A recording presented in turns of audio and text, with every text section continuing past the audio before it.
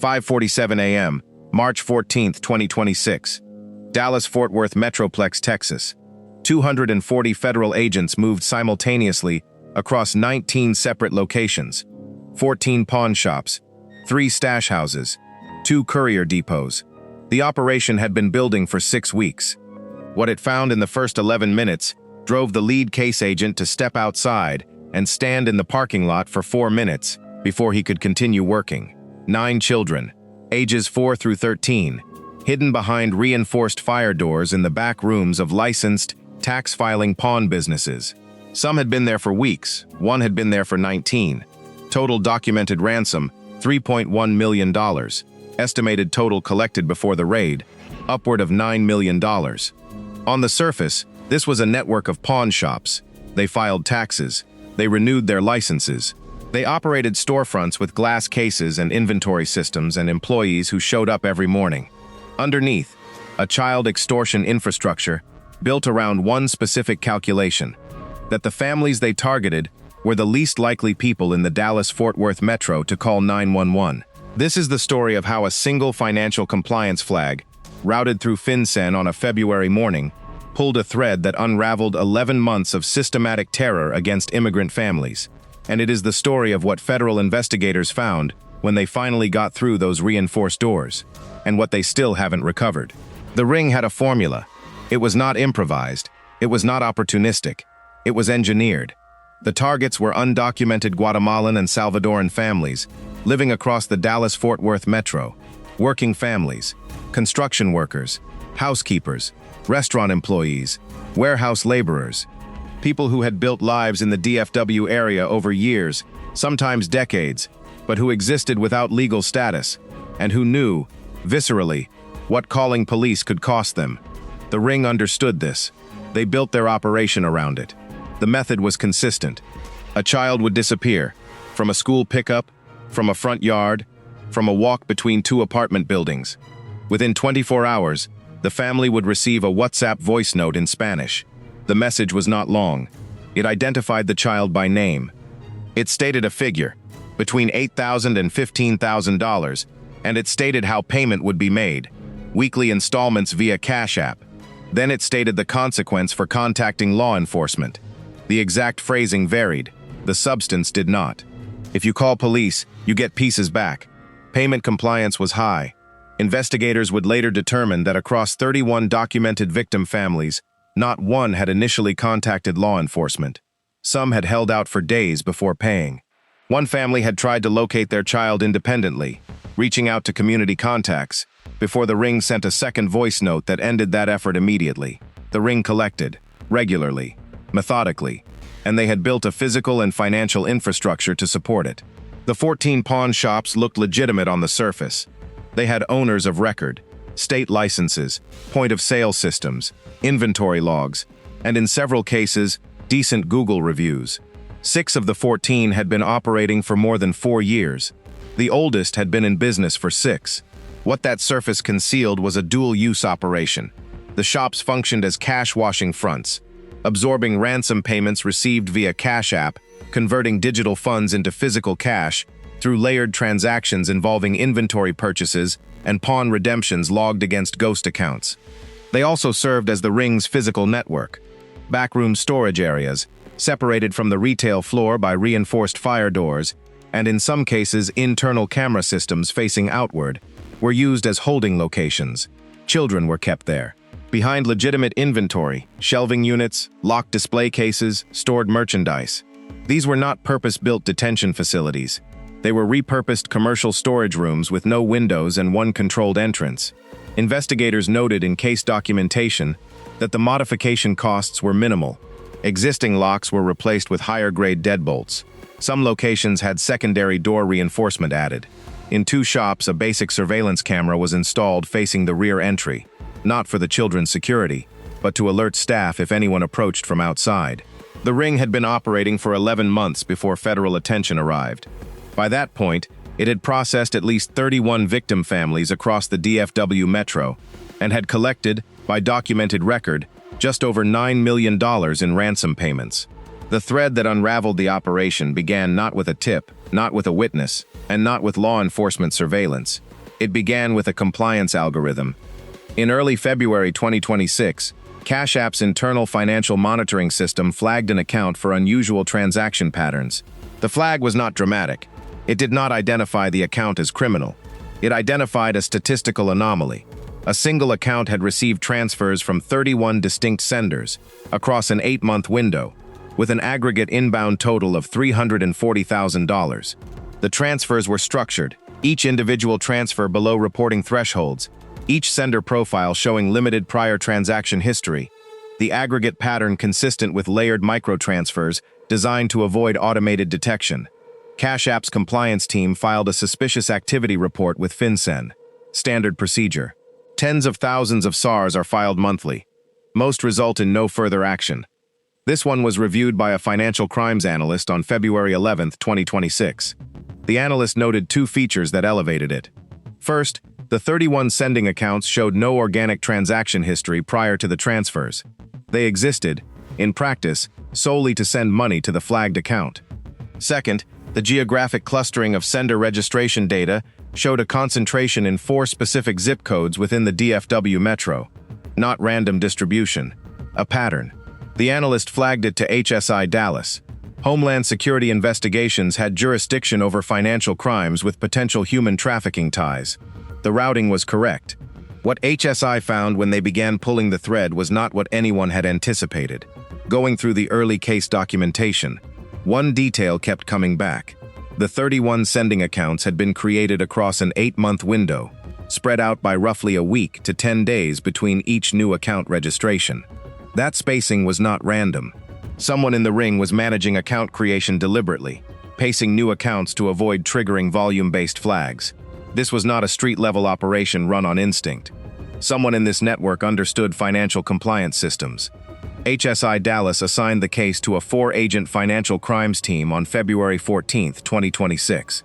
What they initially believed was a money laundering investigation would expand, within the first 10 days, into something they had not encountered in that configuration before. The first expansion came from pulling the recipient account's linked phone number and cross-referencing it against communication metadata available through existing legal process. The phone was a burner, purchased for cash, registered to a false identity, but its communication patterns showed consistent contact with 11 other numbers across the same period. Those 11 numbers clustered into 3 geographic nodes within the DFW Metro. One of those nodes was a strip mall on the eastern edge of Irving, Texas. 2 businesses operated from that strip mall. One was a dry cleaner. The other was a licensed pawn shop, Gold Standard Pawn, operating under a 6-year-old Texas state pawnbroker license, with clean regulatory history and no prior law enforcement contact. HSI ran Gold Standard Pawn through standard financial databases. What came back required a second look. The shop's reported cash intake over the prior 14 months was consistent with a mid-volume pawn operation. Nothing remarkable. But cross-referencing that reported intake against bank deposit records obtained through subpoena showed a persistent gap, a weekly discrepancy between cash handled at the POS level and cash actually deposited. Not dramatic. Never more than 12% in any given week. Small enough to pass routine audit. Large enough, across 14 months, to represent a substantial unreported cash flow. ATF was brought in on February 22nd. The firearms licensing dimension, pawn shops are federally licensed firearms dealers under the Gun Control Act, gave ATF parallel jurisdiction and access to federal firearms licensee compliance records that HSI could not pull independently. What ATF found in Gold Standard Pawn's FFL records added another layer. 14 firearms logged as pawned and redeemed over the prior year showed serial number anomalies. Not stolen weapons, not illegal transfers, logging errors, the kind that suggest inventory records were being managed to obscure transaction volume rather than track it accurately. The investigation had been running for 8 days. It had started with a financial compliance flag. It had already identified one pawn shop with cash flow irregularities, communication links to an unidentified network, and federal firearms record discrepancies. Then, a second node emerged from the communication metadata, and a third, and a fourth.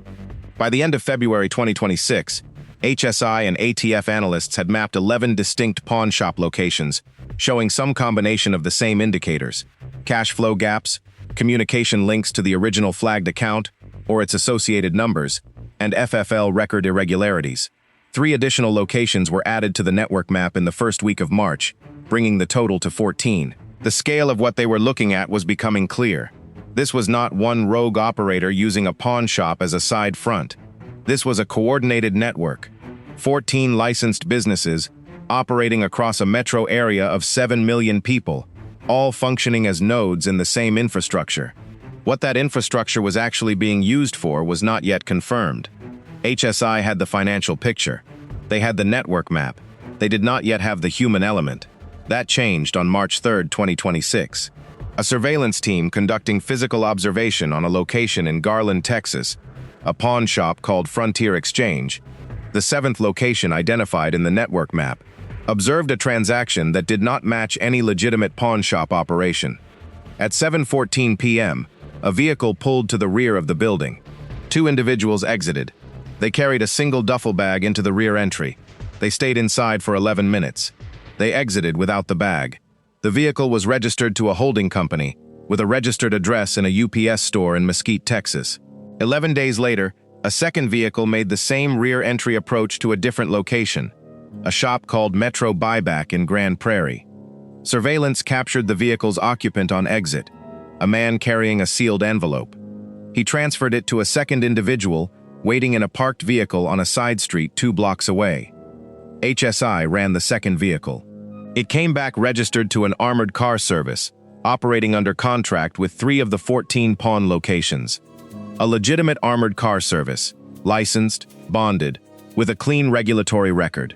But its routing logs, obtained through subpoena on March 8th, showed pickup and delivery schedules that did not correspond to any of the 3 shops' reported cash handling volumes. The armored car was moving cash between locations, more cash than the locations reported handling. This told investigators something important about the operation's architecture. The ring had not simply set up a cash-washing front.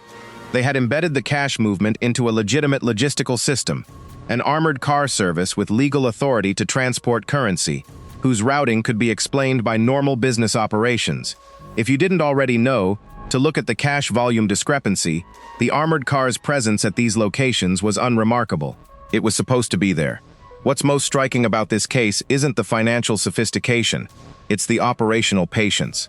The ring had been building this infrastructure for 6 years. The oldest pawn location in the network had been operating since 2020. Whatever criminal activity it was supporting from the beginning, and investigators believe the child extortion component began approximately 2 years into the network's operation. The financial and logistical infrastructure was already mature before the most serious crimes began. Someone planned this over years. On March 9, 2026, the investigation expanded in a direction no one on the HSI financial crimes team had anticipated when the case began. A community liaison officer working with HSI, not an agent, a civilian specialist who worked with immigrant communities in the DFW area, flagged a pattern she had been observing in her community contacts over several months. Families in 4 specific zip codes, all with undocumented status, had been experiencing unexplained financial crises. Multiple families had liquidated savings accounts. Several had approached community organizations for emergency assistance, citing vague family emergencies. One family had sold a vehicle. Another had borrowed from 3 separate community contacts within a 2-week window. She had not connected this pattern to any known criminal investigation. She brought it to HSI as a community welfare concern. The zip codes she identified matched 3 of the 4 geographic clusters in the original FinCEN data. HSI brought her into the case as a confidential consultant on March 10, 2026. Working through her contacts in the affected communities, carefully, without identifying the investigation or creating any alert that could reach the ring, HSI was able to make first contact with 2 families who had made payments through the Cash App accounts already flagged in the financial analysis. The accounts they had paid into were the flagged accounts. The payments they described, the amounts, the timing, the WhatsApp voice notes in Spanish, the specific phrasing about consequences for contacting police, matched the financial data exactly. The families described where they had been told their children were being held, somewhere accessed through the back of a business. They could not identify which business. They had not been permitted to know. This was now a kidnapping investigation. Federal kidnapping statutes, HSI and ATF, were joined by FBI Dallas on March 11, 2026. The joint task force grew to 40 agents within 48 hours. Think about what that means operationally. 9 children potentially behind locked doors in 14 locations, across a metro area of 7 million people. No confirmed intelligence on which specific locations were being used as holding sites, and the certainty that moving too fast would trigger an alert that could result in those children being moved or harmed before agents got through the doors. The task force had 3 days to answer that question. Operational planning for the March 14th raids began immediately. The core problem was sequencing. 14 locations had to be hit simultaneously. If any single location was alerted, by a police radio transmission, by a surveillance team being made, by any communication between network members during an entry, the response inside the holding locations was unknown and potentially catastrophic. The WhatsApp voice note to victim families had stated the consequence explicitly. That threat had to be treated as operational, not rhetorical. At the same time, agents needed to identify, before the raids, which specific locations were currently being used as holding sites. Sending 240 agents through 14 doors to find empty back rooms and 3 children would be a failure. Sending them through the wrong sequence could be worse. The intelligence gap was addressed through 2 parallel tracks. Track 1, enhanced surveillance on all 14 locations, running continuously from March 11th through the morning of March 14th. Surveillance teams used vehicle observation, thermal imaging where legally available through warrant, and audio collection at perimeter points. This track produced actionable data on 3 locations. At 2 shops in Irving and Mesquite, thermal imaging through rear exterior walls showed heat signatures inconsistent with empty storage spaces during overnight hours.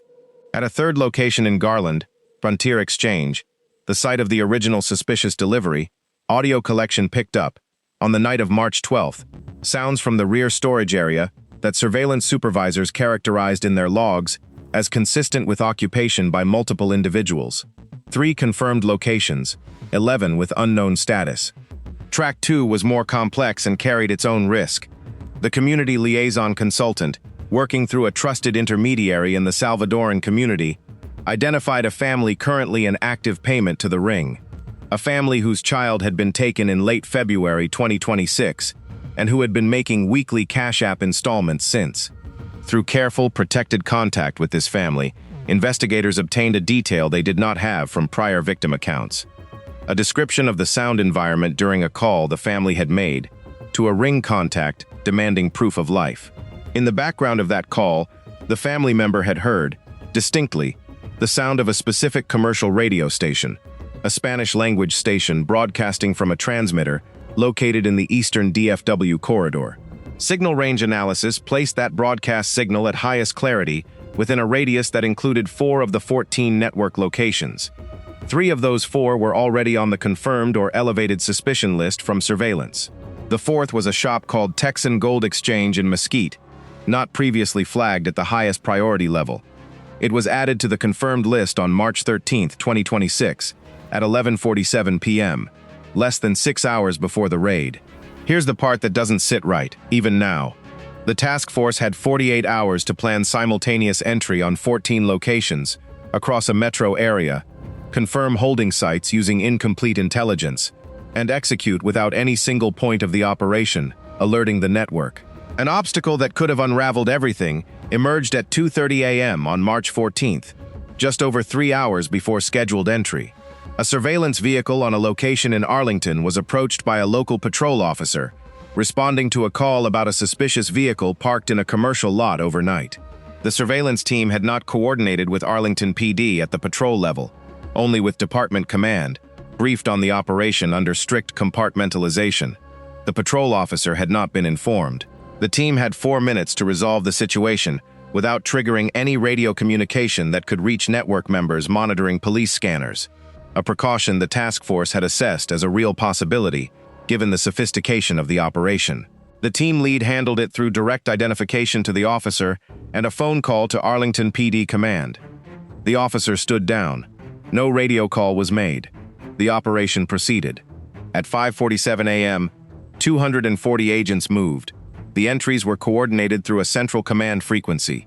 Each team lead acknowledged ready status in sequence, location by location, in the 60 seconds before execution.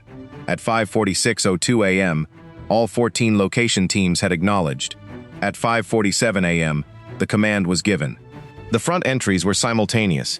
12 of the 14 locations were entered through both front and rear simultaneously, teams splitting to cut off exit routes before the first breach. The 2 locations assessed as highest risk, based on confirmed thermal data, had additional personnel staged at rear and side exits. The retail floors of the 14 pawn shops were cleared in under 3 minutes across all locations.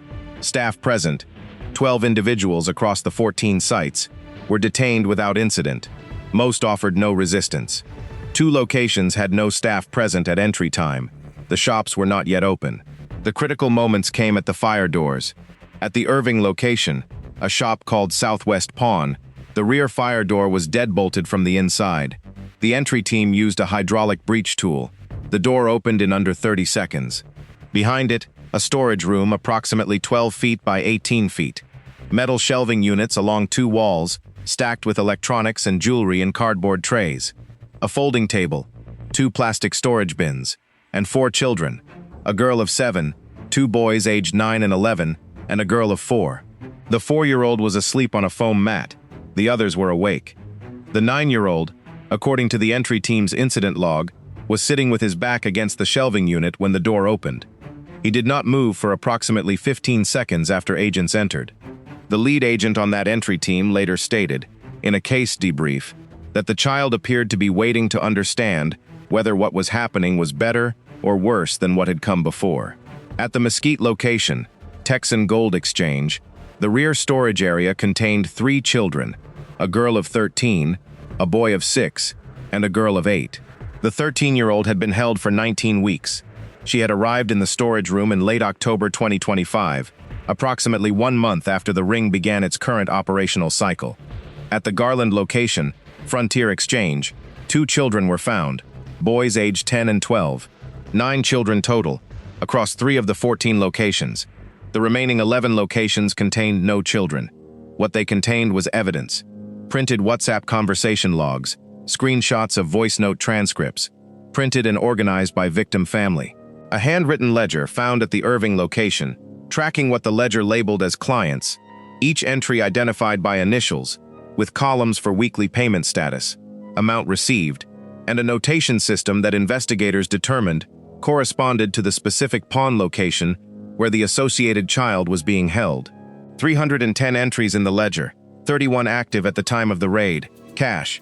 Across all 14 locations, a combined total of approximately $800,000 in physical currency was seized, predominantly in hundreds and fifties, and the ransom documentation that would become the headline figure from the operation. Payment logs, compiled from Cash App transaction records, cross-referenced against the ledger entries, documenting $3.1 million in ransom payments received by the ring from 31 victim families across 11 months. That $3.1 million was not the total. It was the documented portion. Investigators working the financial recovery track estimated, based on the ledger entries and the cash flow analysis from the pawn shop network, that the ring had collected upward of $9 million before the raid. The difference, approximately $5.9 million, had moved through the pawn shop cash washing system and out through the armored car courier network. Much of it had not yet been traced. The 9 children were transported to federal protective custody and then to medical facilities. All were evaluated. Medical documentation from those evaluations has not been made public. What case records indicate is that all 9 were alive and conscious at time of rescue, and that none required emergency medical intervention. We'll say what most won't. The families who paid this ring did exactly what any parent would do with no other option they trusted. The framing that these families should have come forward earlier ignores the specific and calculated terror the ring built around that choice. These parents weren't naive. They were operating in a system that had given them no reason to believe law enforcement contact would help, rather than harm them. The ring understood that. They designed their operation around it. The blame belongs entirely to the people who built the operation, and to the policy failures that create the conditions for this kind of exploitation. 15 individuals were arrested across the 14 locations on the morning of March 14, 2026. 3 additional arrests followed in the subsequent 72 hours as investigators worked through the courier and financial layers of the network. 18 total arrests. Federal charges included conspiracy to commit kidnapping, kidnapping in interstate commerce, money laundering conspiracy, and operating an unlicensed money-transmitting business. The charges against the 14 pawn shop operators, in several cases, the licensed owners of record, included knowing participation in the kidnapping conspiracy. Prosecutors alleged that the shop owners were not peripheral to the operation but central to it. They had permitted the modification of their storage spaces, managed the cover inventory arrangements around the holding areas, and participated in the cash washing layer.